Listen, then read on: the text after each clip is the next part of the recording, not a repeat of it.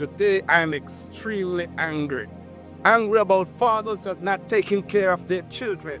Angry about fathers that knows that he sleeps with the girl and he knows for a fact that he's the father of that child and not stepping up to the plate and minding his picnic. But listen to this.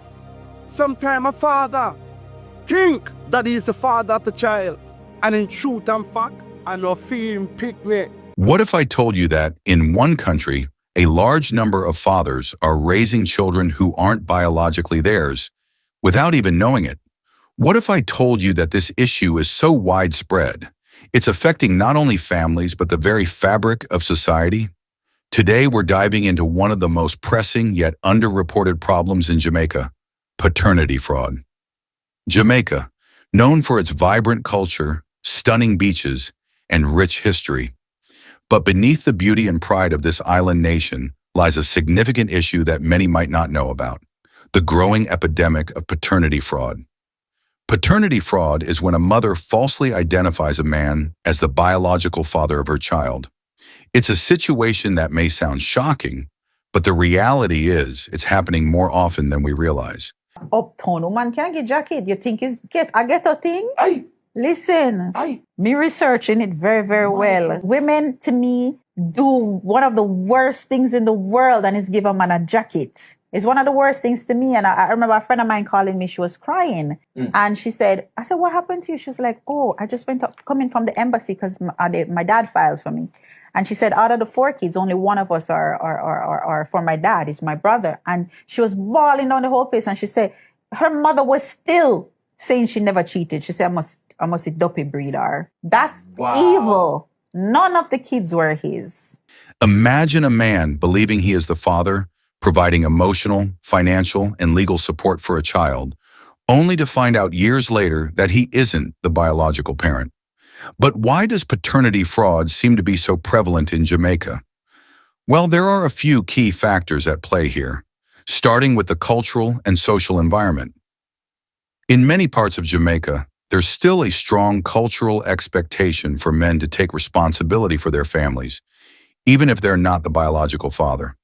Sometimes mothers may identify a man as the father because he's present, he's financially stable, or because he's the one who is playing the role in the child's life. In some cases, the biological father may not be available, emotionally, financially, or physically, and the mother may turn to someone else to fill that role. I would just wish my kid's father would step up. It's a harsh reality of the pressures of single motherhood, especially in a society where there can be a stigma about absent fathers. But what are the consequences of paternity fraud? Well, for the man, it can be devastating. Imagine the emotional toll of finding out that the child you've cared for isn't biologically yours. And the financial implications are just as severe. For years, some men have been paying child support for a child that isn't theirs, not to mention the emotional trauma of being deceived. For the child, the impact can be just as profound. Studies show that growing up without knowing your true biological origins can create a sense of confusion or even identity crisis later in life. But even more tragically, the bond that might have been nurtured under false pretenses could be fractured when the truth comes out. But what makes Jamaica particularly vulnerable to this issue? Research indicates that Jamaica has one of the highest rates of paternity fraud in the world. It's a startling fact that has to do with a combination of factors: social pressures, limited access to paternity testing, and the strong cultural norms around masculinity and fatherhood. In Jamaica, many men may not even know that paternity testing is an option or may be unable to afford it. The result? Men are left in the dark, forced to rely on trust, only to later discover that the foundation of their relationship with the child was built on a lie. So what can be done to fix this problem? First, we need to educate people about paternity testing. We need to make these tests more accessible, affordable, and normalized, so that men aren't forced to doubt their relationships with their children. Second, we need to break the silence around this issue. It's essential that we have open conversations about the emotional, psychological, and financial consequences of paternity fraud, both for the fathers and for the children.